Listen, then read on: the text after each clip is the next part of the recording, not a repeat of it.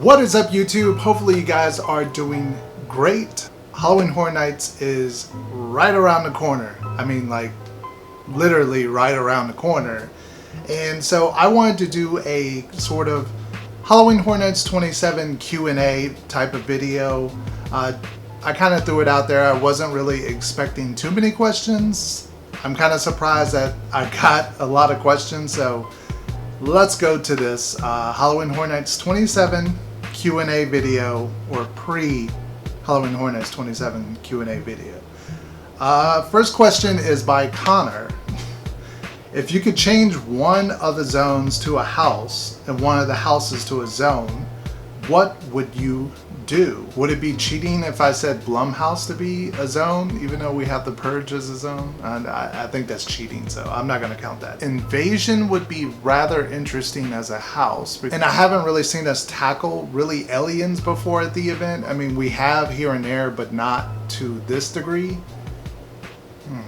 But I really think not doing Trick or Treat as a house was dropping the ball. It's great as a zone, don't get me wrong, that location makes sense, it looks great, I can't wait to see it in person with all the lights turned on and the fog. As a house, I think you can do so much more with Trick or Treat as a setting with the neighborhood and the houses and all the different stories that are told in the movie. So I would want to see Trick or Treat done as a house, but what house would I want to see done as a zone?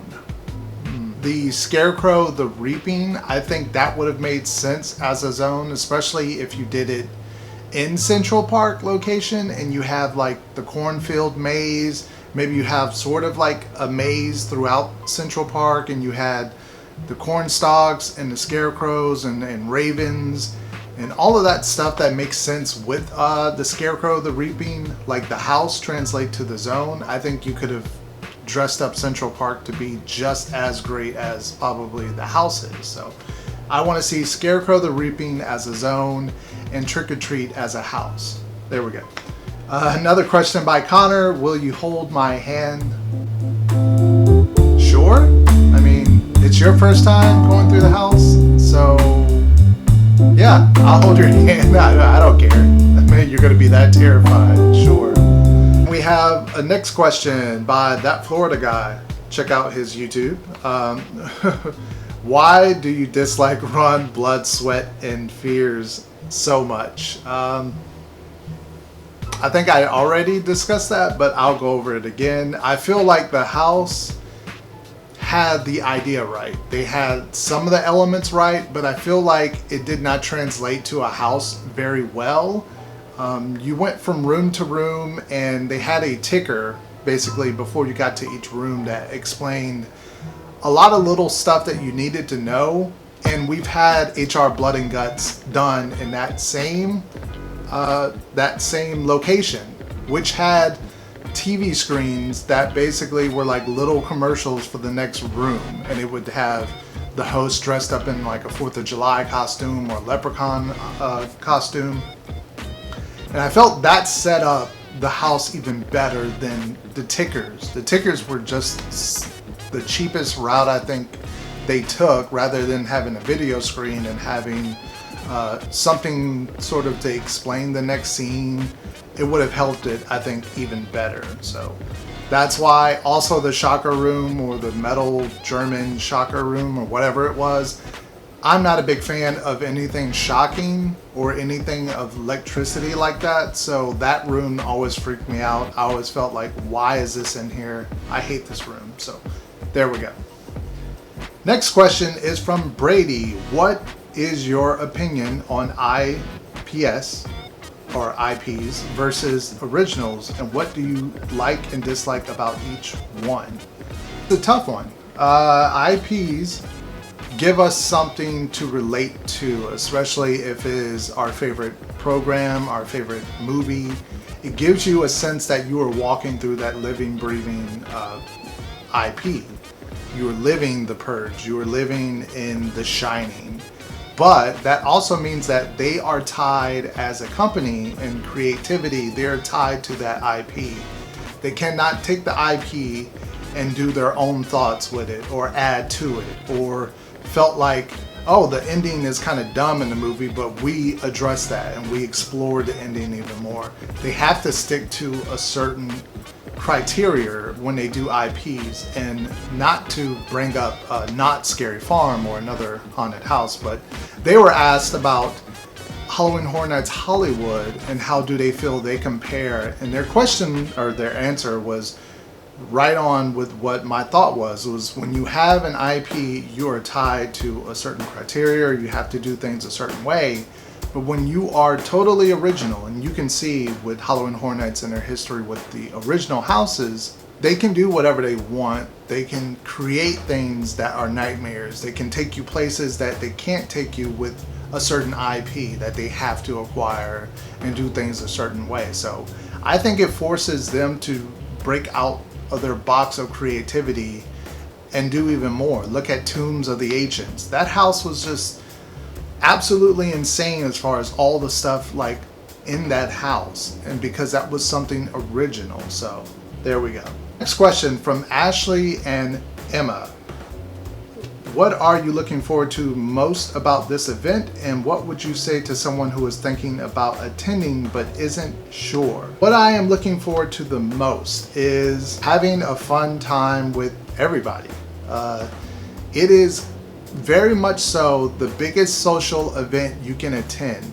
Everybody comes to this event. Pretty much everybody that comes to this event. A lot of people travel obviously for Halloween Horror Nights, or they base their schedules around Halloween Horror Nights. So you are likely to run into a lot of people. You're likely to see View from the Cheap Seats, Tim and Jan, me, Prince Charming, so many other YouTubers who are going to be there, Disco Liz.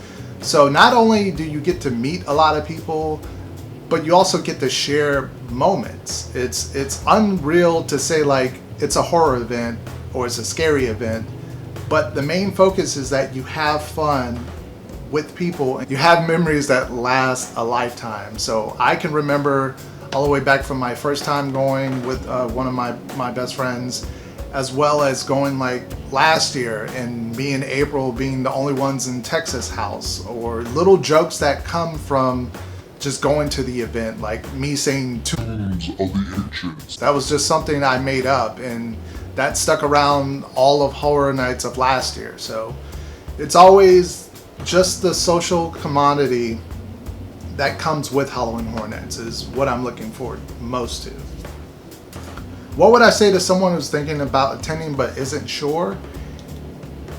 If you have the money and it's not too much of a problem and you kind of want to explore it, try to find a way to explore it, even if it's just getting a cheaper ticket, even if you have a free ticket with your annual pass. Come out, explore it. Just kind of stick around a little bit. You don't have to spend the entire night there, but if you want to just check it out and see what it is about, like hang out in the streets a little bit, see some people, maybe watch some of the shows. I can't say you're guaranteed to like it, but year after year we get people that come for the first time. Look at Brady. He came to the event for the first time last year. He can't wait to come to the event this year. So hopefully that's going to happen with Connor. This is his first time attending the event.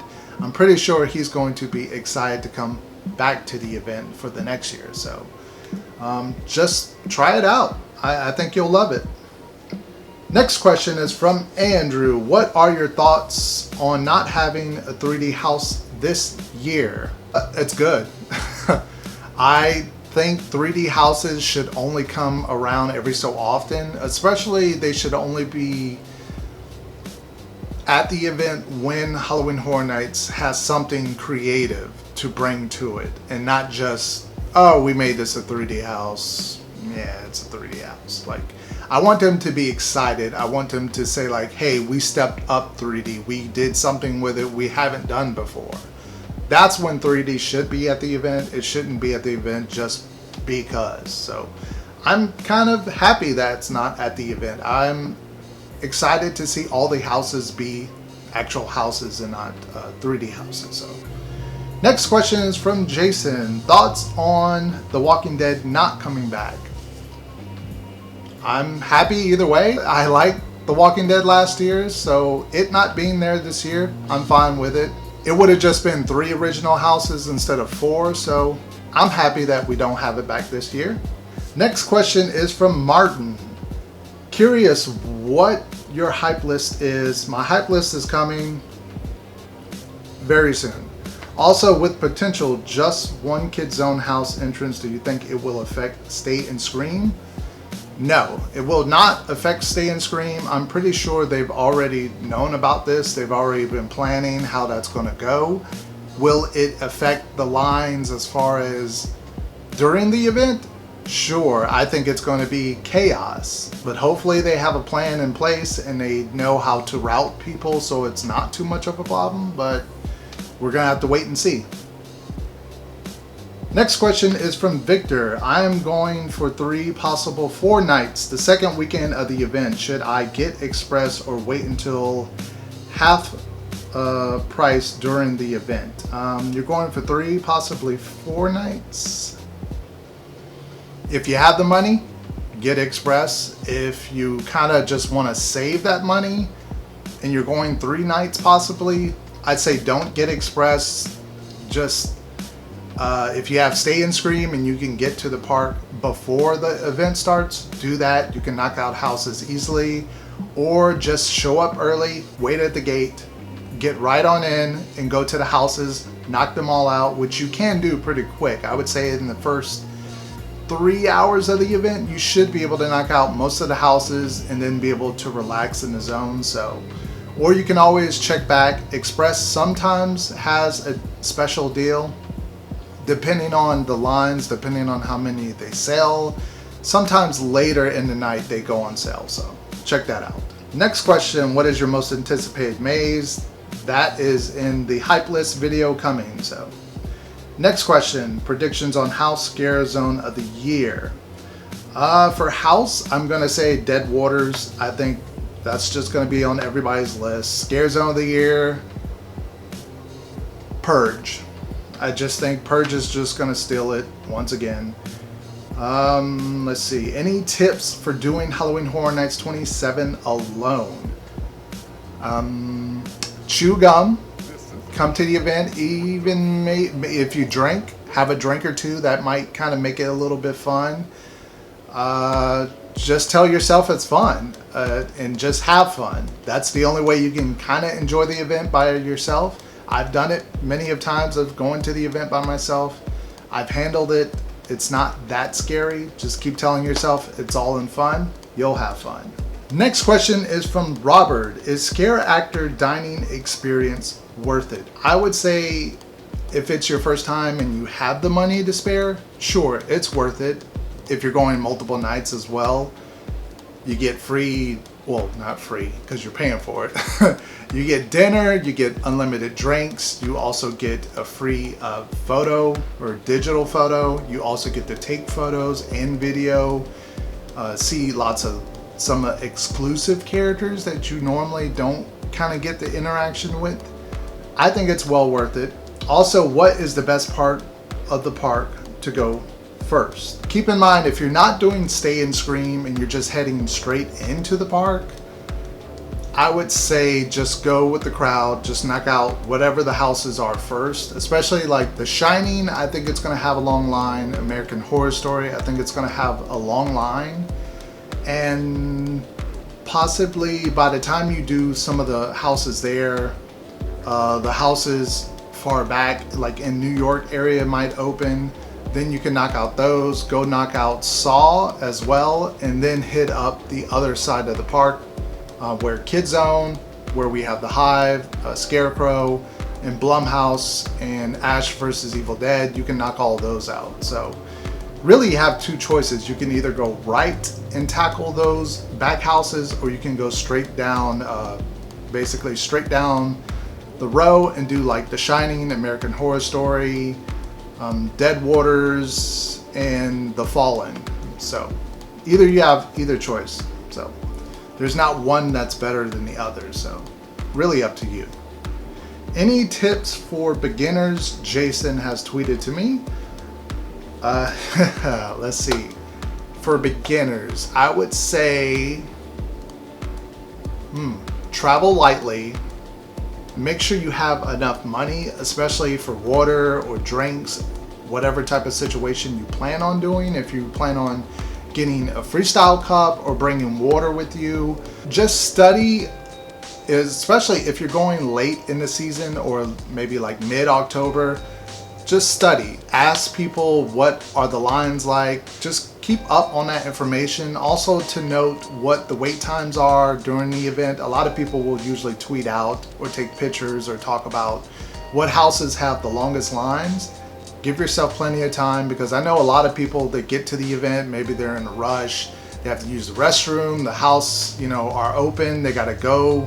It's just go, go, go once you get into the event. So you want to make sure like you have enough water, you have food, you are ready to go, you use the restroom, which is important because you don't want to like get out of line or have that kind of be just a big mess. But yeah, so make sure you are ready to go once Halloween Horror Nights kicks off. That's my tips. That is it for Halloween Horror Nights 27 pre-event questions for the Q&A. If you have any questions, leave them down below. I'll try to get the answer for you. If not, I'll try to find the answer for you. Leave this video a thumbs up and subscribe to the channel if you haven't already. Hopefully you guys are gonna have a great visit to Halloween Horror Nights 27 whenever you do. And thank you guys for the support. And Zombie Chris, out.